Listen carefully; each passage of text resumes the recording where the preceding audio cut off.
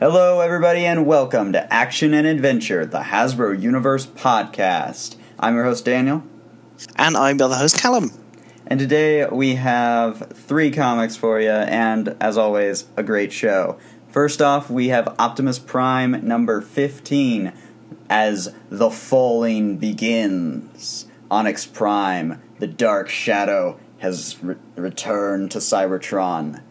What new developments will he bring? There's an admirable effort ad-libbing some. I had something in my head, and it just trailed off, and I just completely. I was like, I had no idea where it was going, so I just. It's very worthy stuff. I'm gonna Shadows, Darkness. Yes. Part of me wants to go back and redo it, but also part of me just wants to keep this in for the comedy of it. So let's keep going. Yeah. Next, and speaking of darkness, we have Lost Light. Hey, number 13, which of course features called Sardines. That's literally the title of this story because they're like sardines in a can. Get it?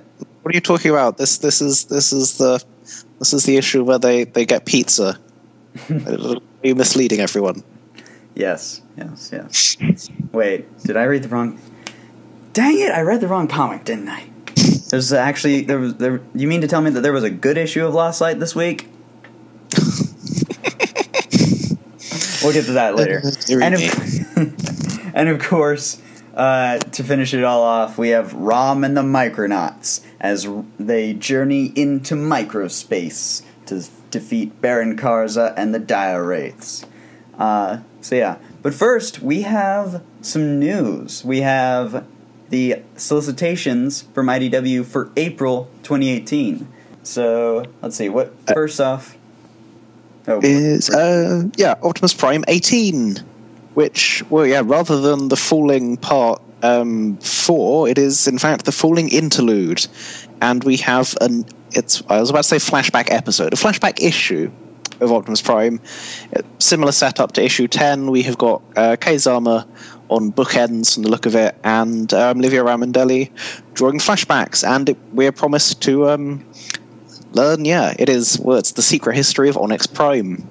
So I am looking forward to this issue a lot, because this is going to be the sort of putting all the pieces together, sort of rich tapestry unfolds moment, and that's what I'm here for. Oh yeah. I am definitely looking forward to seeing Onyx's backstory, especially because, the cover, the Ramondelli cover that they solicited, which includes, Onyx's claw, at least I assume it's Onyx's claw, and I think it is Megatronus.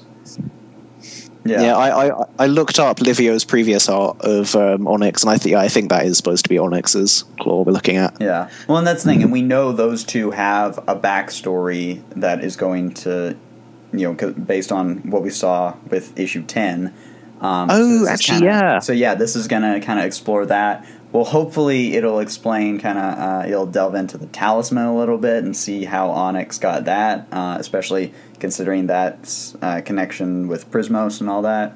So I really, I am looking forward to seeing this, having this interlude. And, I almost do wonder, though, if it was a case of, let's have an interlude like this so that, Kay has a little bit of a break so that she can work on future on the rest of the following story, because Livio is known for his kind of being able to crank out something quick. So no, I think this is a very deliberate sort of, it's a fill-in issue by kind of design, and I think it's a nice way of doing it to make it a deliberate interlude. Oh yeah, compared to kind of in the first arc of Optimus Prime, we just had sort of just one issue of just the story was drawn by Alex Milne instead.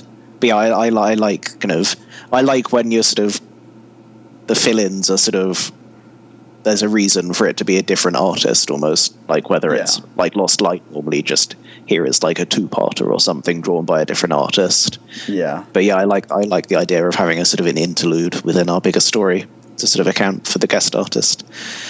Oh yeah, and it's become a thing at this point that sort of all of our kind of Days of the 13 flashbacks are drawn by Livio, so it makes sense. Oh yeah, I mean that's the thing. It would honestly be weird not to see a flashback that's drawn by Livio at this point, quite frankly. It's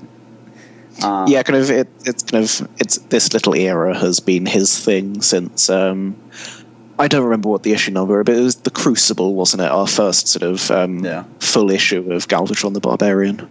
Yeah. But I'd forgotten that thing from 10 though, that the Onyx and Megatronus knew each other, and that like they bump into each other on the battlefield. And it was just like, oh, it's you. Oh, cool, fine, okay, we're friends now. Yeah.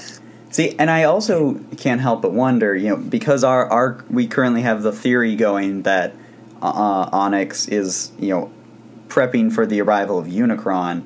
I do have to wonder if this is, and that's something we'll talk about more in our discussion on 15. I do have to wonder if they're going to, actually have the Fallen play his part as, sort of the herald of Unicron that he was first created to be, back in like the Dreamwave stuff.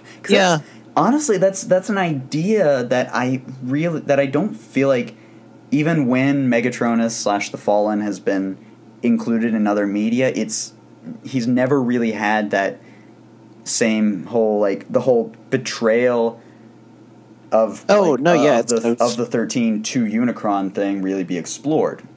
It's all been all but abandoned under the sort of like aligned 13 kind of paradigm.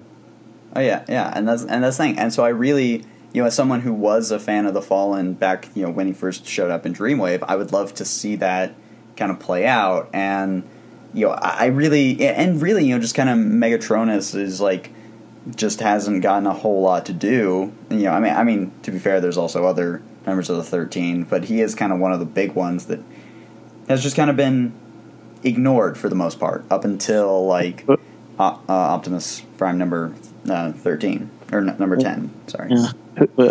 Who could forget like the amazing use of Megatronus in season 1 of Robots in Disguise? Yeah, that was great, wasn't it? Yeah. Like, I love Robots in Disguise cartoon, but yeah, that was such a random thing, honestly. To have this whole end of the world plot just kind of chucked in at the end, quite frankly. Yeah. Mm-hmm. All right, next up we have Lost Light number 17, which features, based on this cover, Rodimus and Co. meeting the Guiding Hand, possibly. So... yeah, it's... actually, because this is also a good time to bring up the fact that for some really weird reason, the Previews website has got completely different solicit text for both Optimus Prime 18 and Lost Light 17.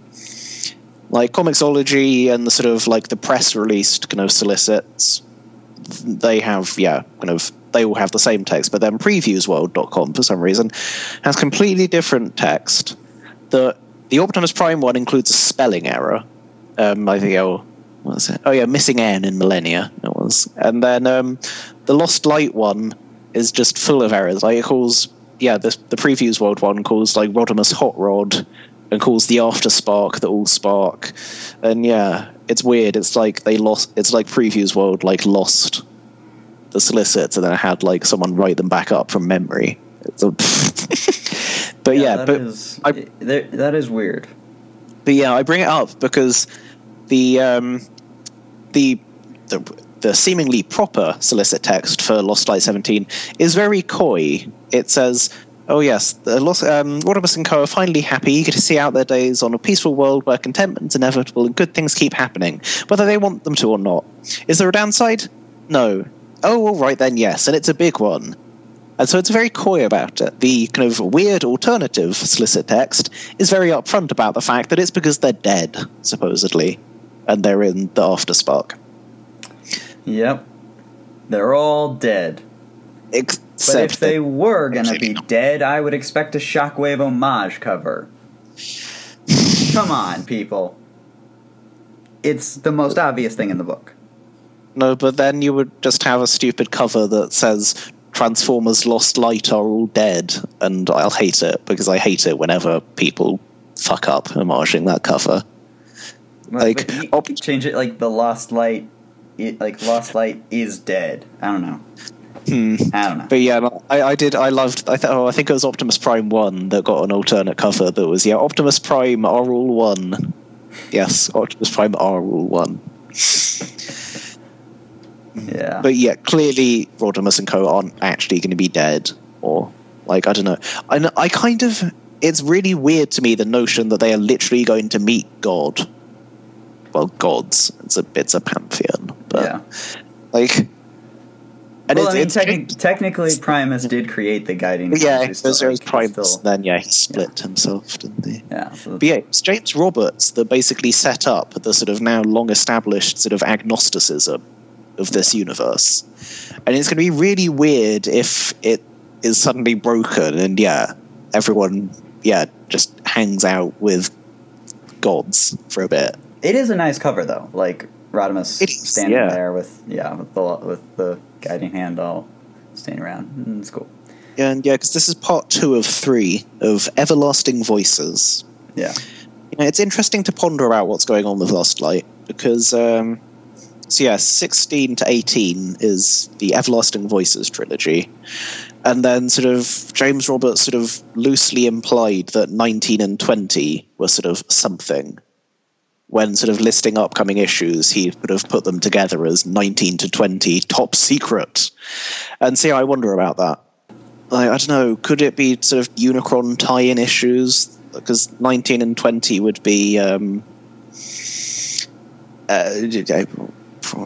June and July, which is not inconceivable for when Unicron might be coming out, considering the 0 issue is May for Free Comic Book Day. Yeah, that's... Yeah. Oh, well, no, but then actually the Falling is totally still going to be running those months. Like, the Falling is probably going to be that's true. May and unless they're going to do, like, some sort of prelude issues similar to what happened with Dark Cybertron. True, yeah. But yeah, I don't know, it's getting to that point where it's very interesting to speculate about, sort of how many issues the 2 books have left on the clock. Yeah. Because the Falling, I feel like the Falling could very much kind of conceivably be kind of the effective kind of finale of Optimus Prime, and then any remaining issues being sort of part of sort of Unicron or a sort of a Power of the Primes thing afterwards. Yeah. But Falling could well be the sort of the big finale that ties off sort of most of the active plot threads. Yeah. Whereas Everlasting Voices clearly isn't for Lost Light. It's a 3-parter. And it seems to be specifically just about the Lost Light crew. They need to come back to life, and they need to confront Getaway and find out who the Knights of Cybertron are.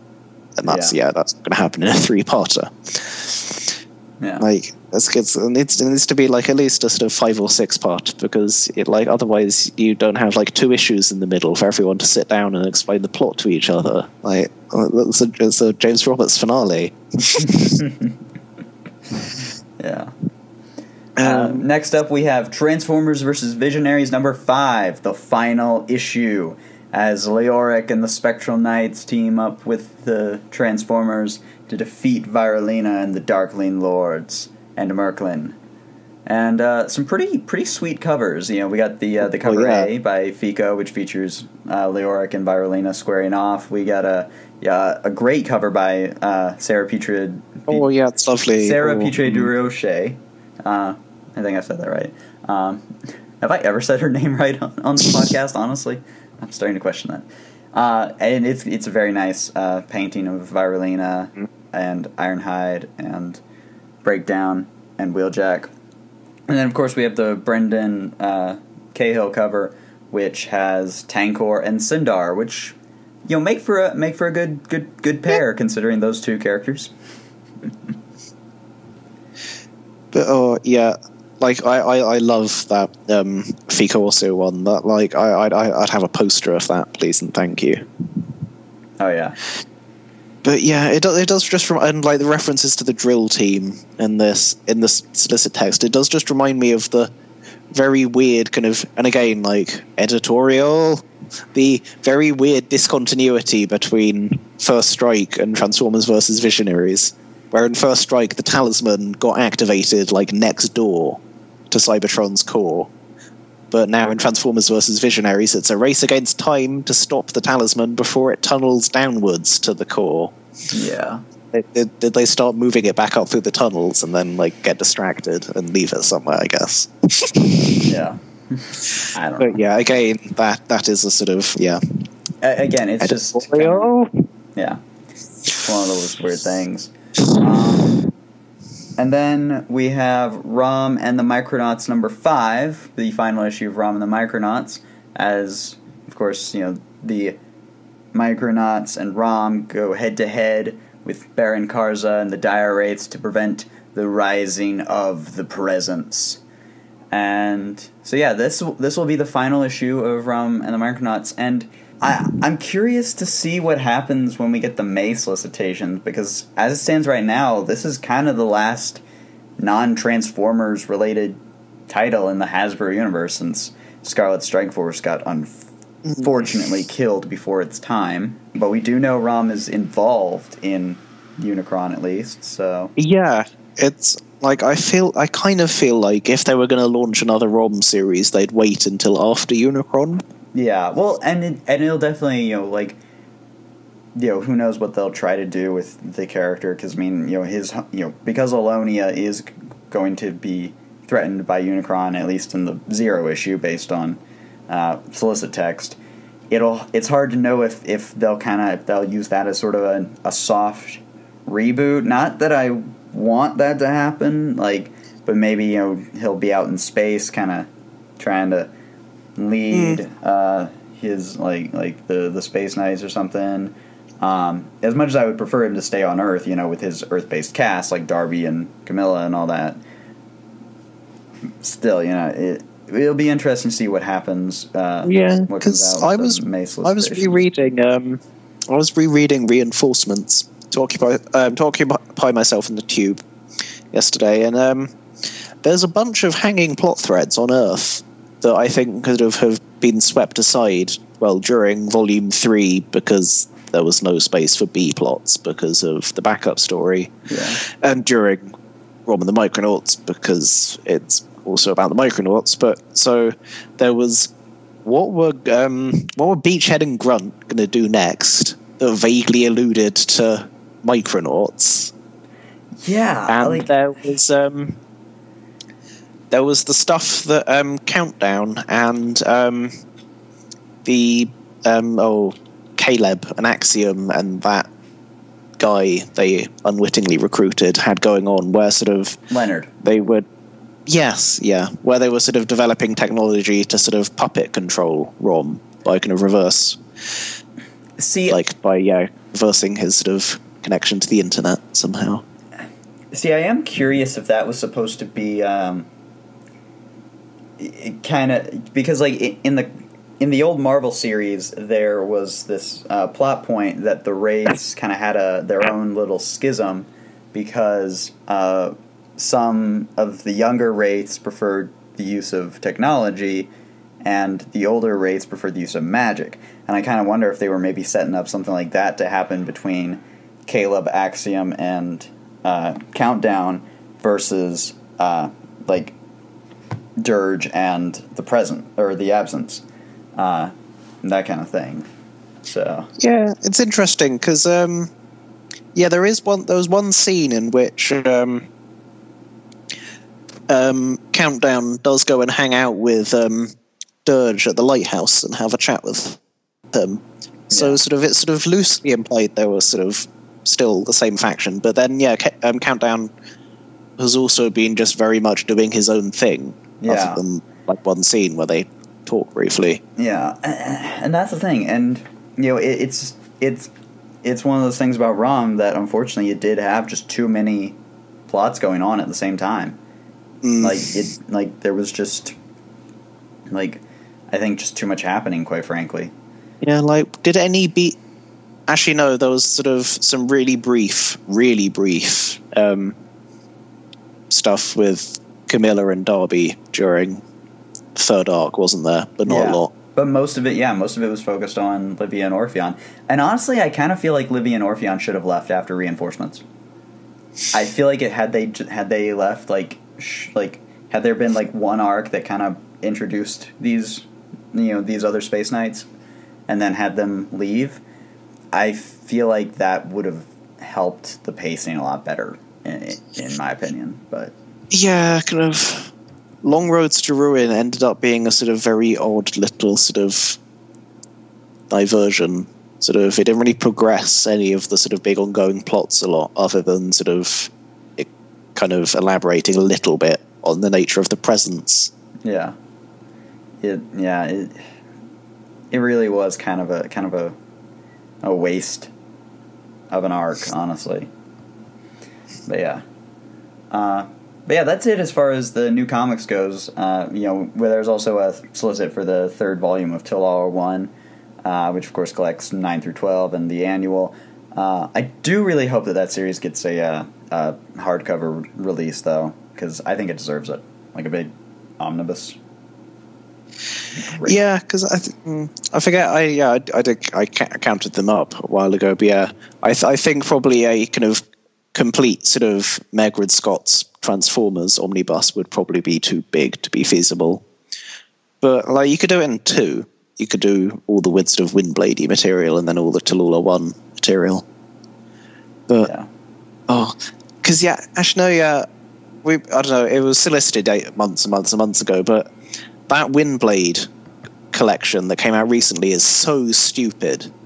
It's called Windblade: The Last City, and it's Windblade Volume 1, 1 to 4, and then Windblade Volume 2, 1 to 7. And what that means is you get kind of half of Combiner Wars. You get half of Combiner Wars. It's not at all readable in and that format. Not even like a whole half, but like. Oh no! Yeah, literally kind of 3/6 of it. Yeah, it is. Yeah, kind of. It's like if you got a pizza, and instead of dividing it by like half, halfway down, you divided it every other slice. That's just weird.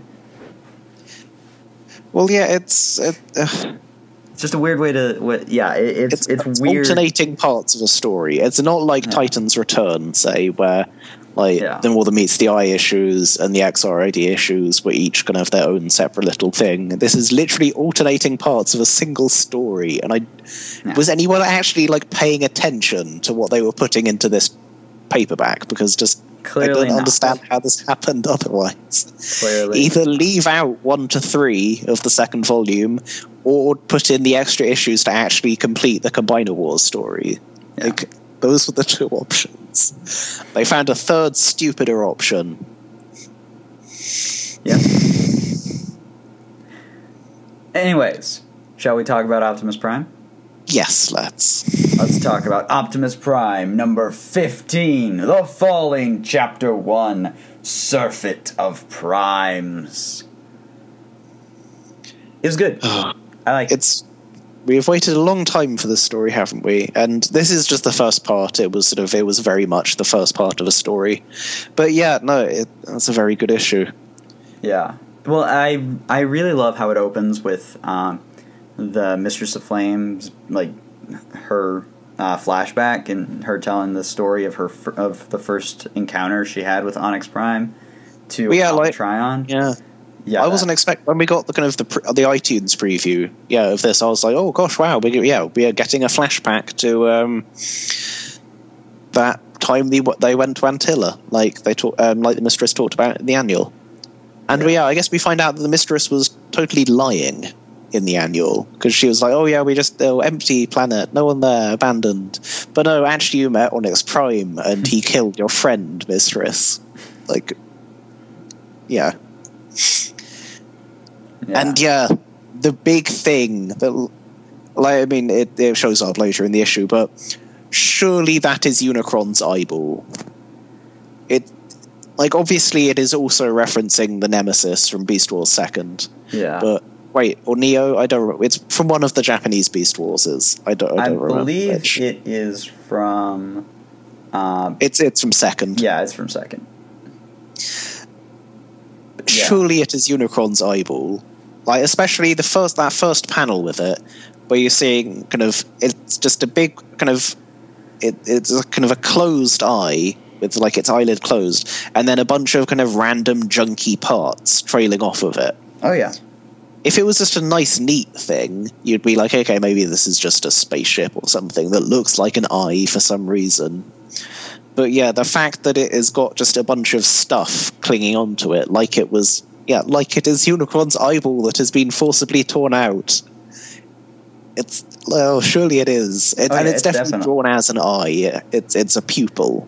Yeah. So yeah, surely it is. I'm going to be so confused if it isn't. Oh yeah. Well, and that's the thing, and that's like, Onyx's arrival on Cybertron just has this, just such this great, like, one of the best things about Onyx is he's a villain who has, like, exudes this, like, presence and this, like, darkness when he, like, whenever he's been on panel, like, and it's done so well in the Mistress's flashback, and then again when Onyx actually arrives at the end, he just exudes this, like, force of, like, power, and I love that about Onyx as a villain. He really, that thing that he's been built up for the past few years, and now he's here, and like, he lives up to kind of the hype at this point. Like,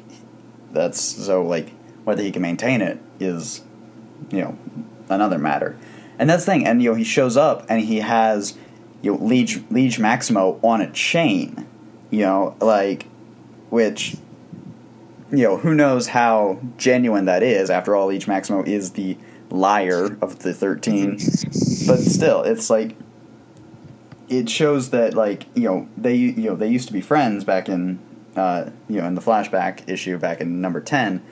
But, like, we'll see what happens with that. I'm interested to see. Yeah, just yeah. I was kind of spot on about kind of just his presence. It's lovely. We get the big sort of kind of blotting out the sky kind of moment. Like, I enjoy things blotting out the sky. That's always a great visual.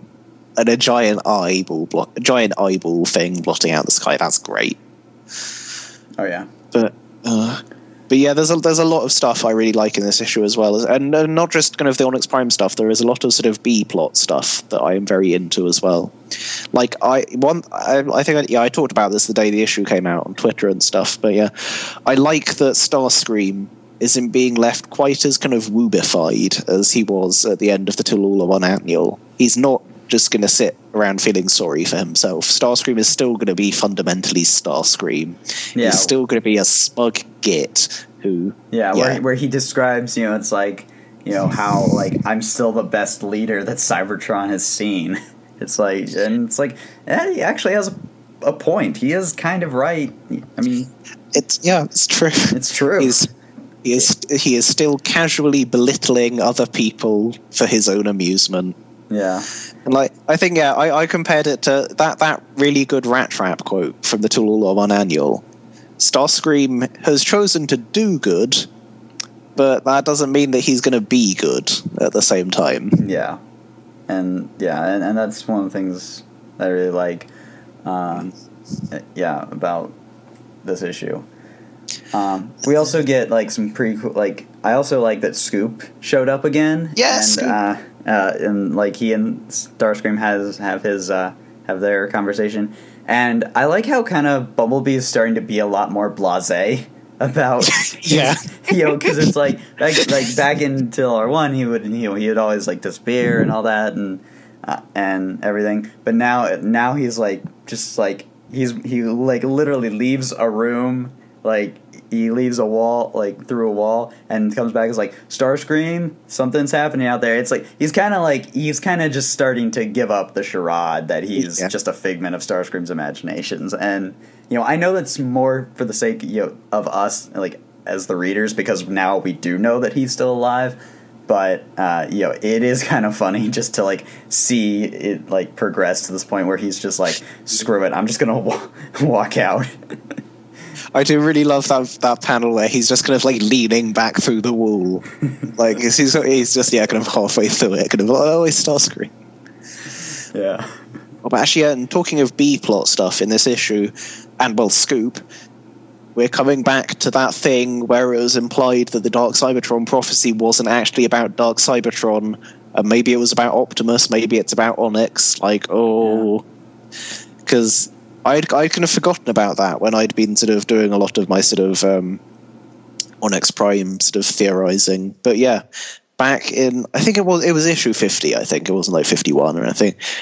Optimus Prime has his vision with, like, yeah, of himself sort of like as a kind of conquering warlord and all sorts. Oh yeah, and like Aileron is Mistress of Flame and stuff like that. But yeah, overlaid with the Dark Cybertron prophecy with a few extra lines referring to the Black Star. And so yeah, like, could the prophecy have been referring to Optimus? Is he the uncreator? Is Onyx Prime the uncreator? And yeah, like, oh gosh, I am super into all this long-term kind of long-term story that John Barber has been seeding, and I'm so excited that it is all coming to a head. Yeah, see, I would almost compare John Barber to like another comic writer, like say Jeff Johns, and say what you will about Johns' work, but one of the things he is great at is building a long epic story, and the fact that Barber has been able to like kind of build this since like Dark Cybertron like has just been like such a cool, like, seeing like this wide tapestry is just awesome, quite frankly. I love it. Yeah, no, I am very here for this. Yeah. One thing I was wondering about with with the reveal that sort of the black sun that is going to write that has risen over Cybertron is literally the eye. I do now wonder what the connection is back to the literal singularities we've seen, like that kind of destroyed the village on Caminus. And there does seem to, like, on that first page, it appears that Antilla is orbiting an actual black hole.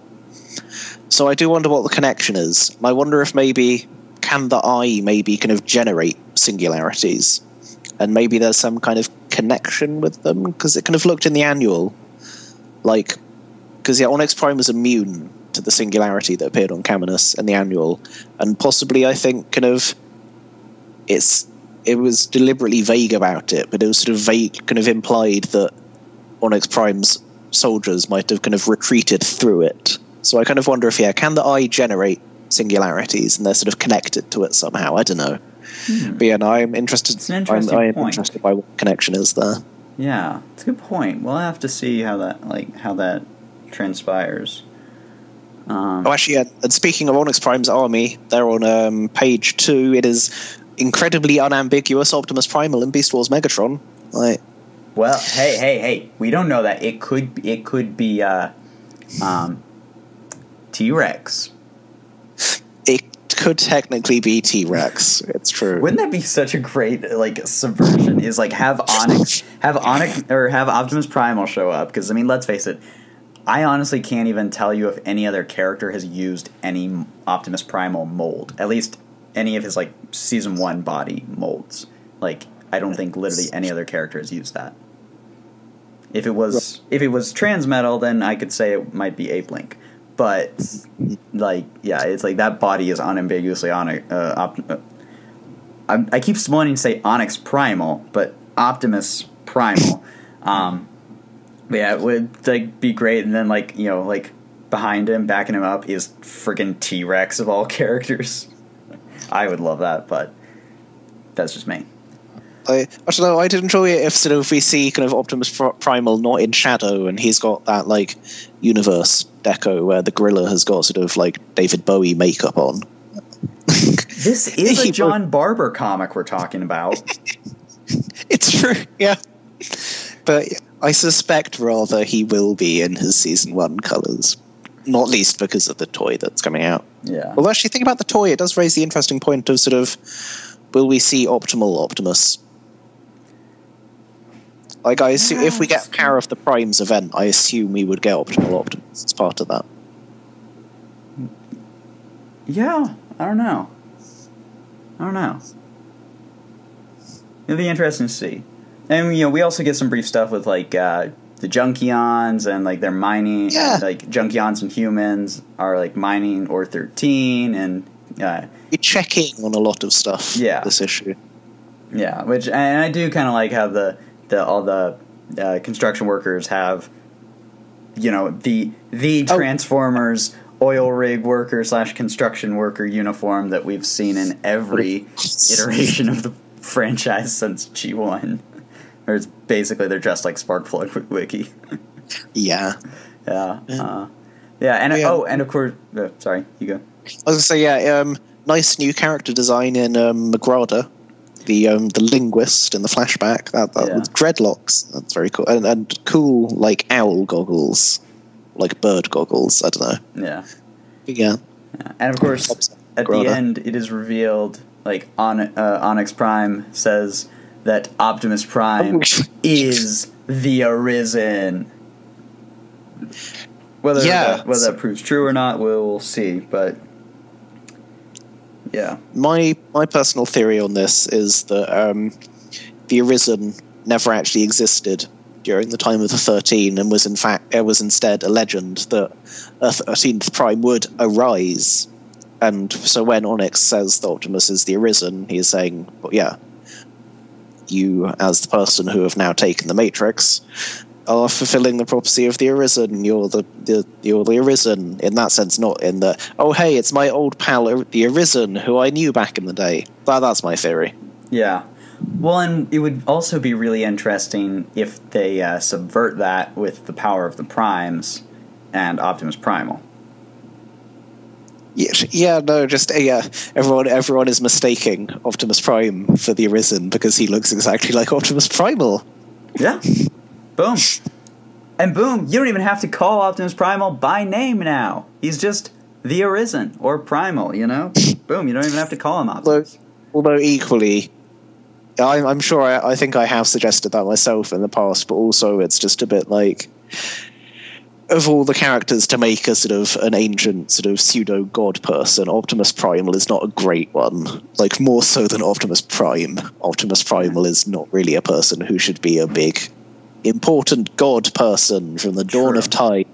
True, fair enough. Because his thing is that he is just a guy. He is just a dude. He's just a guy, man. Like everyone else. Yeah, so, like, overall, like, really solid issue, really, just very visceral experience reading, I found. Like, with all the Onyx Prime stuff, and we'll see what happens in the future, in the next part of The Falling. Yeah, it's a very good sort of first part of a big climax story. It's very much like it's what you'd expect from like a TV episode that was beginning the finale. We have sort of checking in on everyone, and then a big cliffhanger. Wham! The bad guy is here. Moment. It's a very good issue.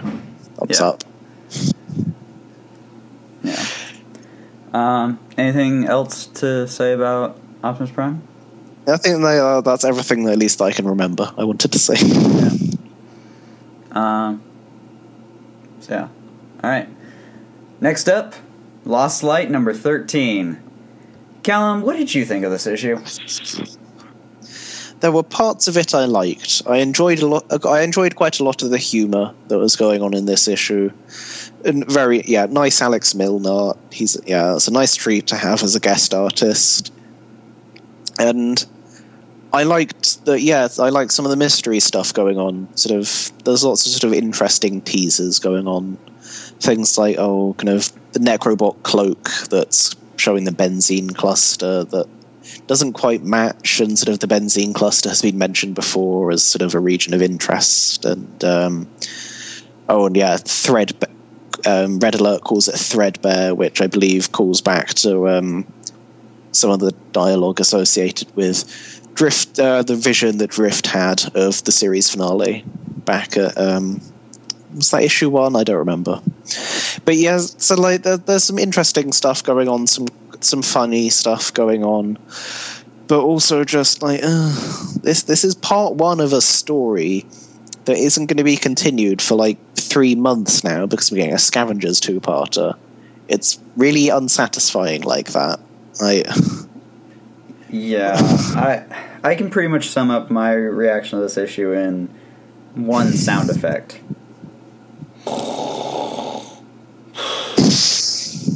I don't know, maybe this is just me as a reader, but I feel like I'm just getting bored with Lost Light at this point. Like, it's not that it's bad necessarily, it's just like I was just kind of bored by this issue. Like, didn't really feel like the stuff I liked the most was like the brief opening scene with Fort Max, Red Alert, and Cerebros on the Necro World, and the scene where Ultra Magnus and Cyclonus talk. That is a really good scene, and I like that. But it's like everything else is just like, just kind of, like, quite frankly, I was just like, I was totally uninterested in the Swerve Anode prank war thing, and that whole like. It started out interesting, but the bomb was so obviously fake that it sort of slightly breaks the suspension of disbelief that they don't immediately realize that Swerve doesn't immediately realize it's part of the prank war. Like, yeah. Jesus, Swerve, have some self-awareness, God. Yeah. I don't know, it just seemed like, you know, and there's that whole, like, bit, like, with Ratchet, like, you know, and I was slightly interested in that, but on the whole, I was just honestly just found myself just kind of uninterested, honestly. Just kind of bored reading this, you know, quite frankly. Like, I don't know.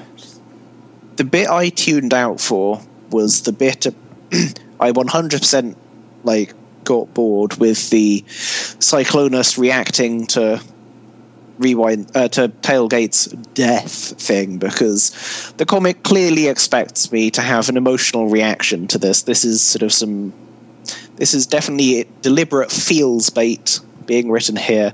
But no, like, Tailgate is so obviously not dead. Like, yeah, I think, yeah, Chris put it well on the wiki, and that, yeah, if you think the Tailgate is really dead, we have a space bridge to sell you, because, oh my god, like, Tailgate did not explode off panel. Like, I feel really confident in saying that he did not explode off panel, and that's the last we'll ever see of him. Like, yeah. So kind of just a whole sort of part of the issue just kind of falls flat for me, because it's expecting me to sort of like buy into sort of emotionally something that is clearly a fake out. Yeah. Like, I like the bit at the end where sort of all the sort of little things that have been going on collide into like everything going wrong, really, all in kind of hectic. Sort of, that's nice, but then also again, you are not going to get any kind of emotional reaction out of me to Rewind getting injured, because again, clearly Rewind is not just going to arbitrarily die here, yeah. Like, because I know how stories work. Well, and that's the thing, you know. I mean, and hell, Cyclonus himself even says, you know, like, makes a comment about how, like, what's the line itself? You know, he's like, you know, he has a, I can't remember the line, but he has a line where it's like, you know, where he makes reference to the fact that Rewind has miraculously survived things before. Yeah. You know, yeah. Yeah. And honestly, like, I don't know, just like, I was just thoroughly bored. I'll tell you, like, the most, you know, like, exciting thing to happen in this issue, as far as I'm concerned, was just that last panel. Like, oh, now this is interesting. This is new. Like, let's see where this goes. But, like, of 10 talking, but, like, yeah, you know, I don't know. It's like, I don't know if I've lost my faith in this series, but now it's like, but I'm just like, well, we'll see where it goes, but I don't know. I'm not quite as down on this issue. Like, by the average standard of a Lost Light issue, this was better, I think. Yeah, I enjoyed some of the humor, like the prank war. Some of the prank war stuff got stupid, but I enjoyed some of the humor. I enjoyed some of the mystery stuff, although again, it's really irritating. Like, these are not sort of like mystery kind of like teasers to be set up for later. It's let's spend all issue building up to a cliffhanger that we're then going to like not deal with for 3 months. I mean, maybe there will be kind of a B plot in the Scavengers story. I don't know, but my guess would be not. But then I guess also the solicits maybe kind of imply that the Lost Light is already dead by the start of Everlasting Voices. So maybe there will be a B plot in the Scavengers stories. I don't know. Yeah, well, we'll see what happens.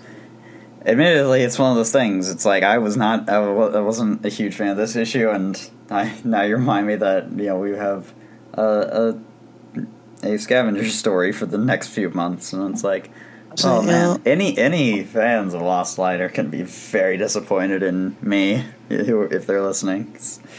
I've always been sort of like, on the Scavengers. They're like, sure, why not? Like, see, like, they were okay in that first story, but it's like, but I'm sorry, after the animals arc. Oh well, I'm not going to disagree that was a bad story. And the More Than Meets the Eye Revolution tie-in, that was also a bad story. I'm thoroughly done with the Scavengers. I don't care about them. I don't like them. I'm done with them. I dislike the stories they've been in more than like the characters that they are as characters. They're just like, they're some More Than Meets the Eye characters. They're kind of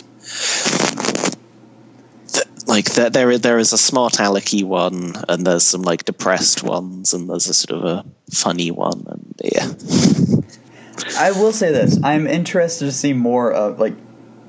I was glad to see that like Fort Max and Red Alert and Cerebros, because like they kind of, and Outrigger and Beak and all that, because they were, because they had gone off and they had briefly popped up for Titan's Return, and I really do like I actually am a fan of the Red Alert redesign that Milne gave, and especially I dig the Cerebros design, like. That design for Cerebros, I really dig that.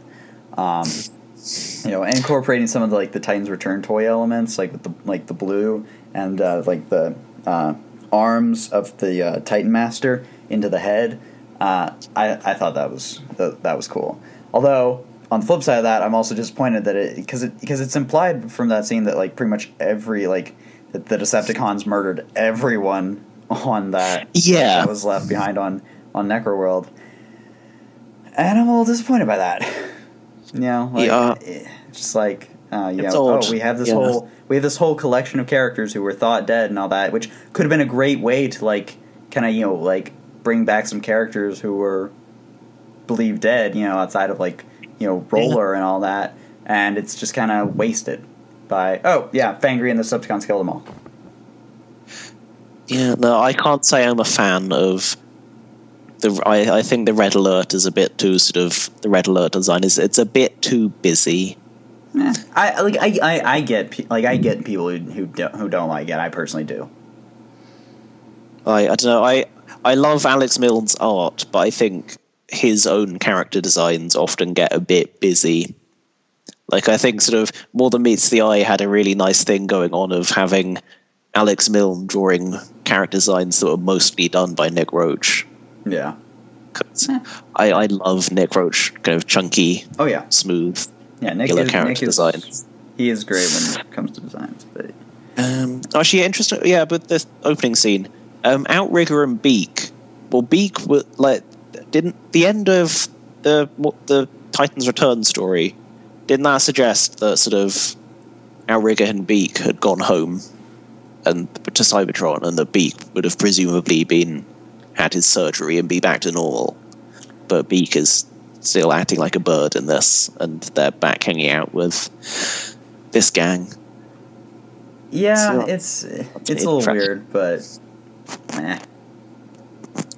Oh yeah, Scrounge is there. Yes. He has a special arm. There's none like it. Because I figure what other stuff has Scrounge been seen doing in IDW? He was hanging around in Shadowplay or something, wasn't he? He's outside the bar in Shadowplay. Right, here we go, wiki. So outside the bar in Shadowplay, walking around the slums in Megatron Origin, begging on the streets in Transformers Annual last year and the Bumblebee story. He was on the list of schmucks for the mission in Spotlight Wheelie. and he was on the space station that Six Shot destroys in Spotlight Metroplex. So I guess that's where the Necrobot got him from. I honestly can't say that I have a whole lot else to talk about with this issue. Yeah, like I'm not as down on it. I think there was some stuff that I liked in this issue, but there was also stuff I didn't. But yeah. Like it didn't actively irritate me as much as last issue. I'll put it that way. See, and that's the thing. I wouldn't say anything about this really did actually irritate me. It's just but at the same time, there wasn't as much as I was enthusiastic about it. I was just kind of bored throughout it, and I almost. And in a lot of ways, I kind of have to wonder if that's worse. You know, is it better to be pissed off by a story, or is it better to be, and not bored by it, or is it better to be bored but not pissed off? You know, like I personally don't even know myself. Like,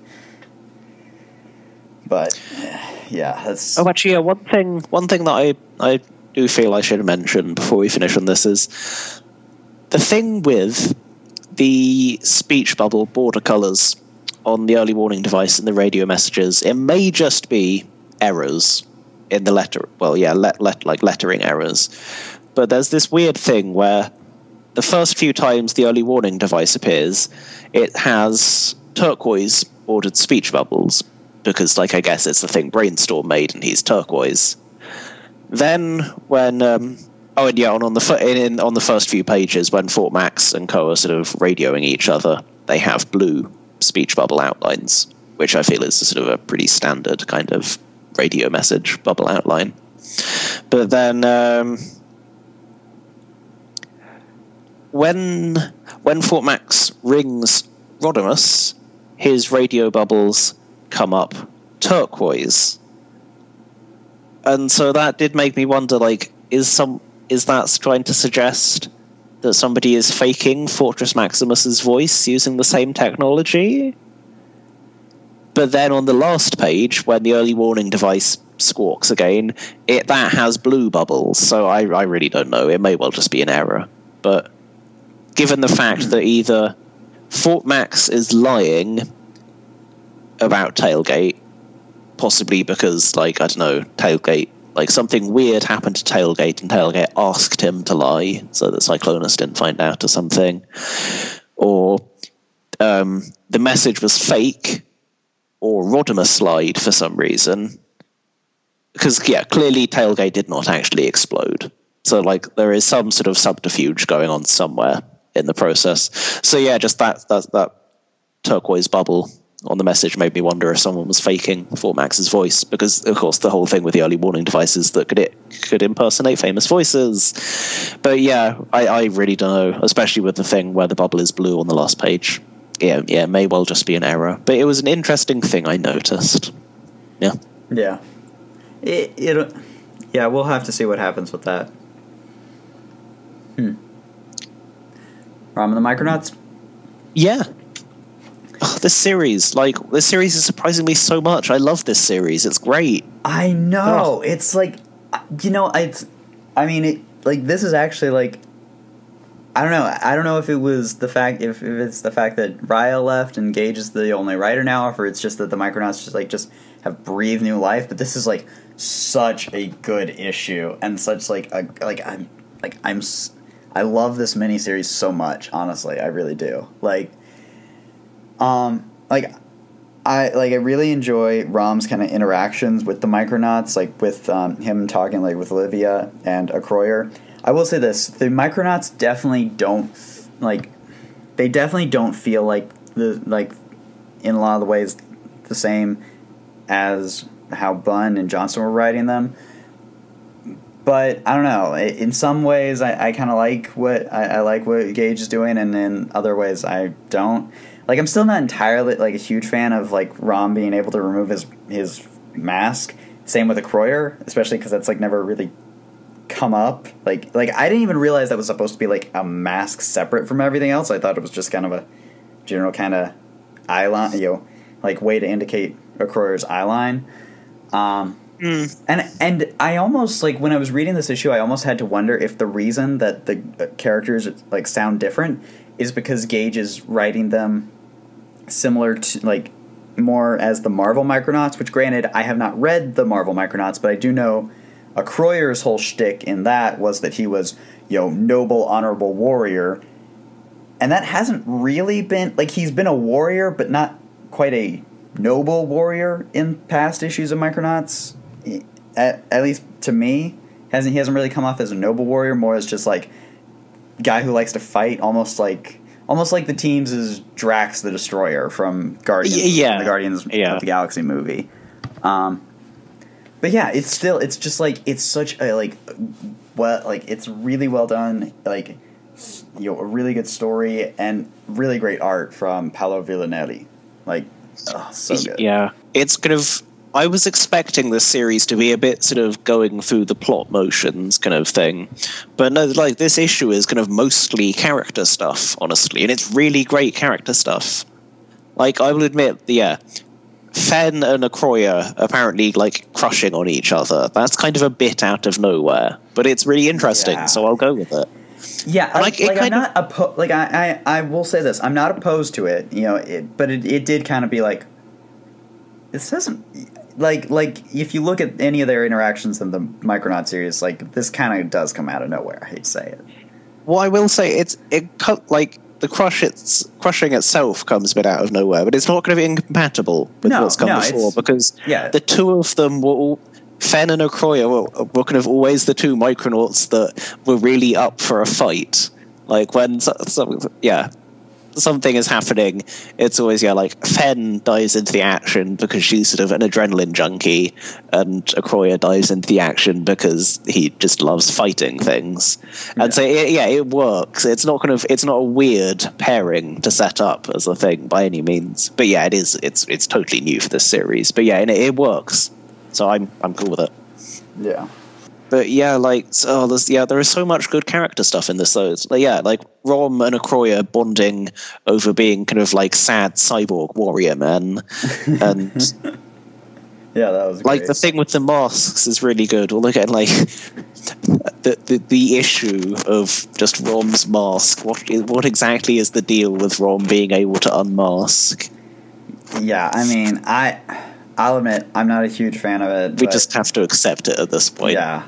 Although, it's implied here. It's kind of effectively implied here that it is sort of he can only do it temporarily. Yeah, like it's. But again, why did he never do it to make himself less scary to humans? Like, literally the first that puts. I'm sorry, but literally that being a thing that he can do puts that first issue into so many questions, because that's again. Like, not to retread something that I've said previously on this podcast, but the Rom's whole point is the fact that he is sad that he is stuck as a cyborg within this armor, and a big part of that is the very inhuman face that he has.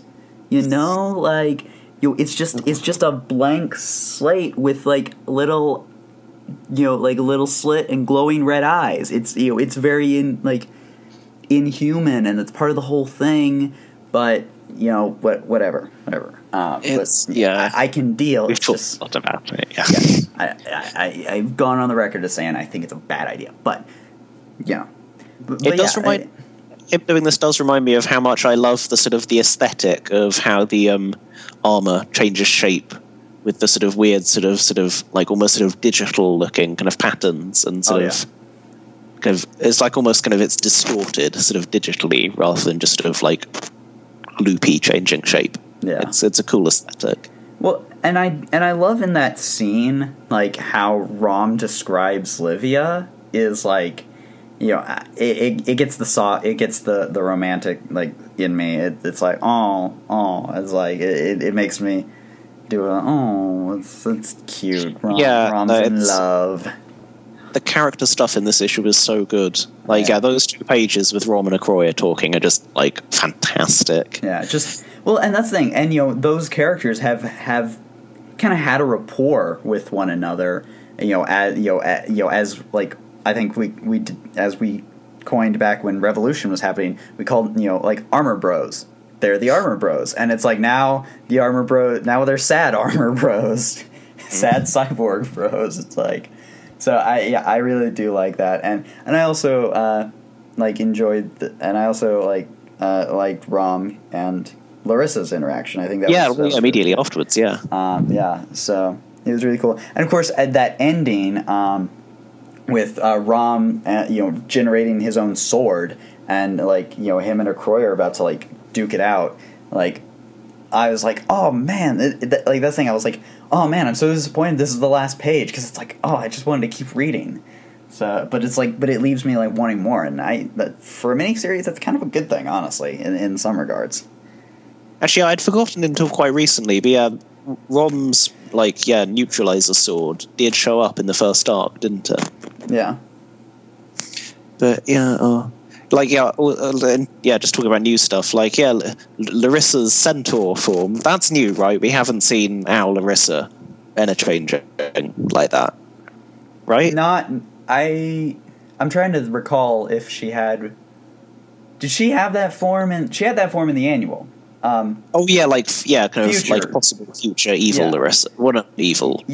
Possible future Carza Larissa did. Yeah. Yeah, but our Larissa demonstrating her own centaur form. Yeah, that is new. And interesting. I really actually it was in that her revealing that was kind of a that's a cool reveal, and it's got kind of her color palette on it, replacing with the kind of Tron lines. With the red with blue.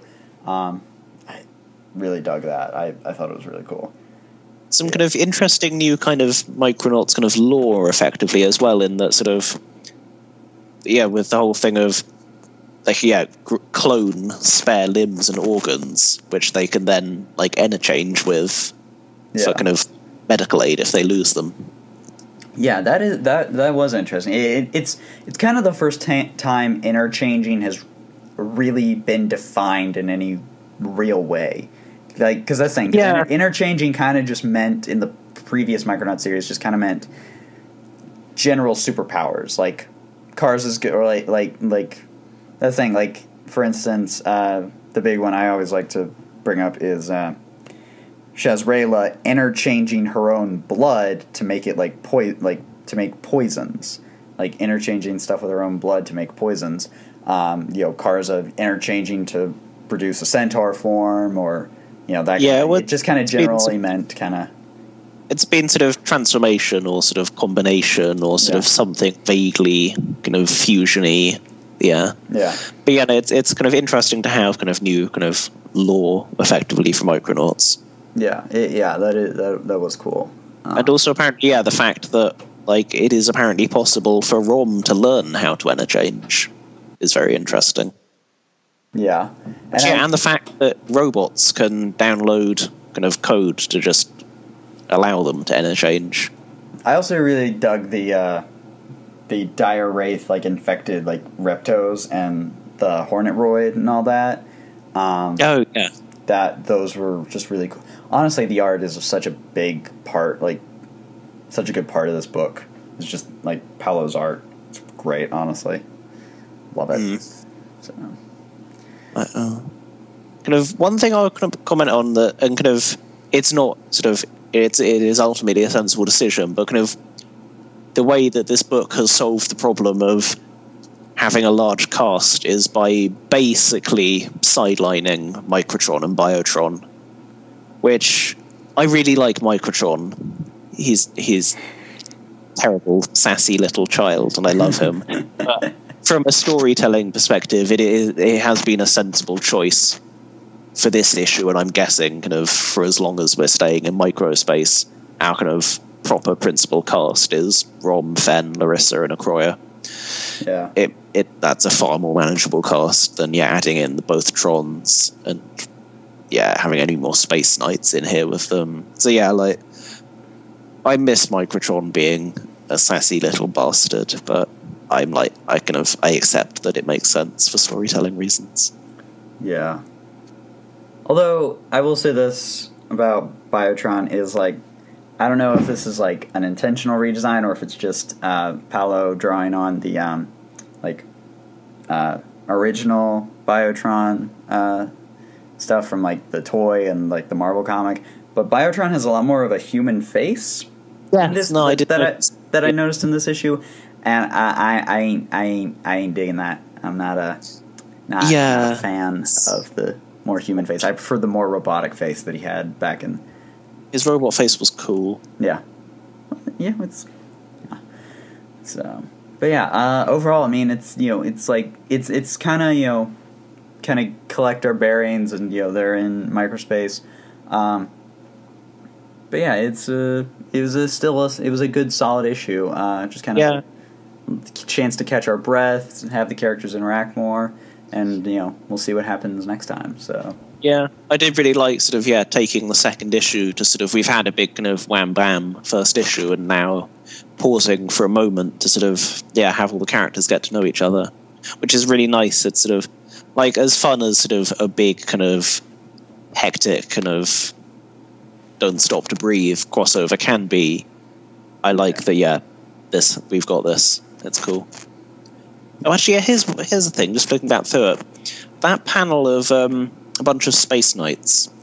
That green one, a miscoloured, that odd, that Space Knight with the knives that we've never had it confirmed who they are. Bhutan, yeah, I am so confident that's Bhutan. Like, she's the only. Okay, we know it's a female humanoid space. We know it is a female humanoid. Bhutan is the only character who has been like she was listed on that page in the source book, and she appeared so briefly in the background. Like that's got to be her. Like, it would make sense. I'm convinced that is Bhutan. I will until that character shows up, has dialogue, and says that her name is not Bhutan. That character is Bhutan. And then the big guy who may or may not be more. Because he looks like he could be more. But I think when I asked Christos Gage one time, he was like, I think that might not be more. So who knows? I'm still convinced that's more, quite frankly. I'm very convinced. Like, oh, yeah, the head design, it's like it's too close. It's like the horns. It's got the horns and all the right you have the same number of horns and stuff. I swear he does. Like, yeah, it would make a lot of sense that being more. I swear. And good old Cube. Yes. Gotta have Cube. Honestly, that's my biggest thing that I want out of the Hasbro universe. Is just I want a comic about the other Space Knights. I want them to have their story, but I want it to be entirely separate. I want them to have a story of Bhutan and Moar and Cube and Prim and all the others and Nakomi. The silly putty Space Knight. Yeah, what's his name? Gwar. Gwar. Yeah. I want all of them to have their own book, and I want to see their adventures. I want to see Nakomi and Bhutan go to, I don't know, some random planet, and just do Space Knight stuff. I think it would be so cool. Oh, actually, I've just opened up the annual. Probably Bhutan isn't as miscoloured as I thought. She is a kind of a greenish kind of silver armor. So. Yeah, she's always been kind of greenish. Another kind of random thing I noticed rereading reinforcements yesterday was that I think is Orpheon's analyzer in his back. I think because he doesn't have the lenses in his hands like Rom and Livia, and I noticed there is a big kind of round lens that I think had the sort of black pupil thing going on in his back. So yeah, I think his analyzer might be in his back. Interesting. There is also those shoulder pads that he's got. Yeah, but I don't know. I don't know if that we've seen him like. Well, yeah, no, I don't think we have. This isn't. Yeah, let's not see. really. Okay, he used. Okay, wait. No, he did use his energy analyzer in Long Roads to Ruin. Let me pull that up real quick. I'd also forgotten that he can shoot beams from his tail. Like, I'd totally forgotten that was a thing he can do. Because, like, because Rom steals his neutralizer. But yeah, he can still shoot laser beams out of his tail, which is cool. Yeah. He just weaponized, like, most of his body. Okay, we don't actually see him using. He just says that he just says my analyzer tells me otherwise. Okay. So yeah, I think that pretty much has finished us up talking. Yeah. Rom and Micronauts. But yeah, I'm so surprised by how great this miniseries is. Oh yeah. Yeah, it is surpassed my expectations massively. I'm super into it. Oh yeah, we definitely were both hesitant about it, but it's proved to be a great show. And honestly, I wouldn't mind seeing Christopher Cage write the Micronauts more in the future. So yeah. Yes. But that'll just about bring us to the end of this episode of Action and Adventure. Callum, what will we be covering next time? Oh, gosh. Let me check. I believe we have got Transformers vs. Visionaries number 2. Number 2. Scarlet Strike Force number 2 of 3. Number 2 of 73. Gem Dimensions number 3 of 4. It has now become clear. That's a shame. Like, will there be more Gem? Is this just going to be it will be really disappointing if Gem just sort of went out with a little sort of anthology mini-series.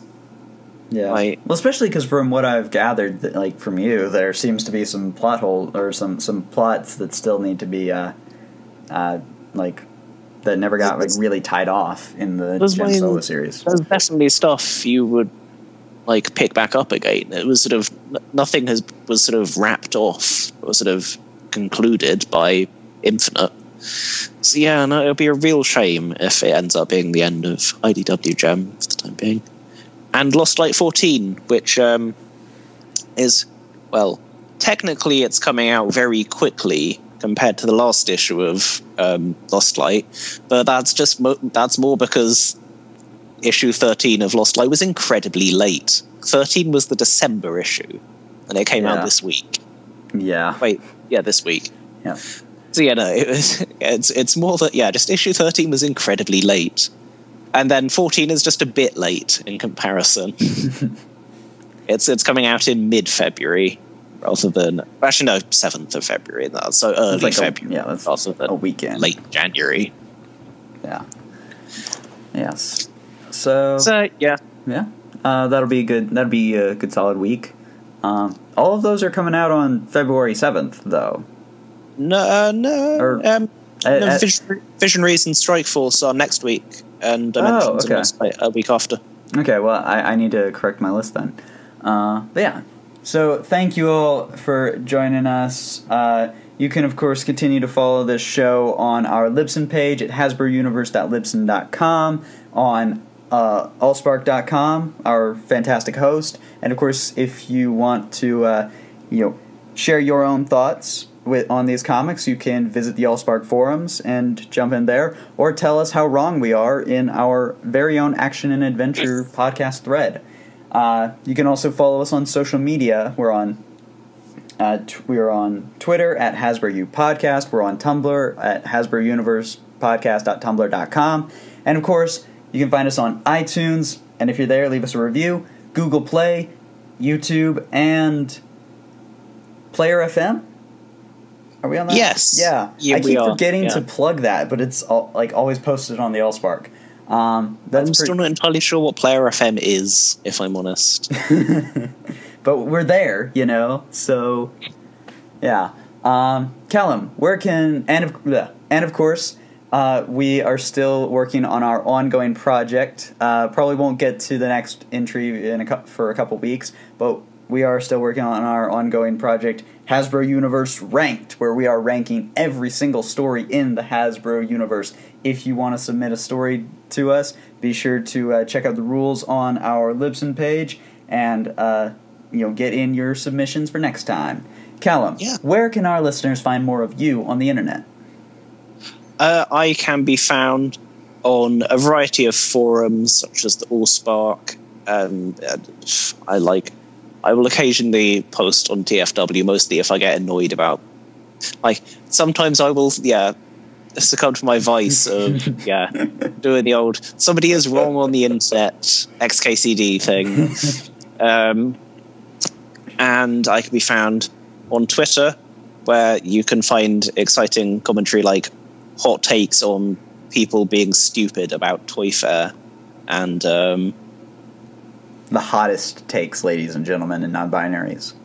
And pictures of toy dogs I've bought to dress up as comic characters. I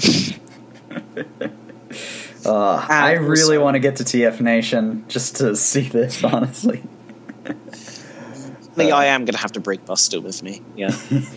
Twitter, Tumblr, TF Wiki, I want to do more ITW Hasbro Wiki write-ups, but I find it so hard to find the time and convince myself to sit down and spend time doing it. I guess the weekend, and then there's this. I just want to lie here and maybe watch some television, because I can still just do that while lying here or doing. Yeah, this is what getting a full-time job and also starting a podcast and also starting going to a weekly board game meetup at the weekends does to your free time. Yeah. But you can find me all those places under the username Jala Guy, Jala Guy. Yes, and of course, if you want to find more of me, you can follow me on Twitter at DanielAtkinsPRD. You can find me on the Allspark under Daniel Atkins. I'm around on the IDW Hasbro Wiki. I mostly just kind of touch up things because I really don't have... I myself don't have a lot of time to really sit down and, really make stuff. I do try, but, yeah. That's pretty much everywhere that matters as far as I go. So, yeah. So, thank you all for listening, and be sure to tune in next time for some more of Action and Adventure, the Hasbro Universe Podcast. Till then, good night. See ya. Or morning, or afternoon. I don't know when you're listening to this. This is the world of the Micronauts. Acroyear, the enemy, and the Micronaut Space Warriors, all sold separately. Space Glider, Galactic Warrior, Time Traveler. Made to fit the Micronaut vehicles, like the Photon Sled. You can stage make-believe battles against Acroyear. Like all Micronauts, Acroyear has interchangeable parts, so you can create your own toys. Micronauts, made of plastic and die-cast metal, each sold separately by Mego.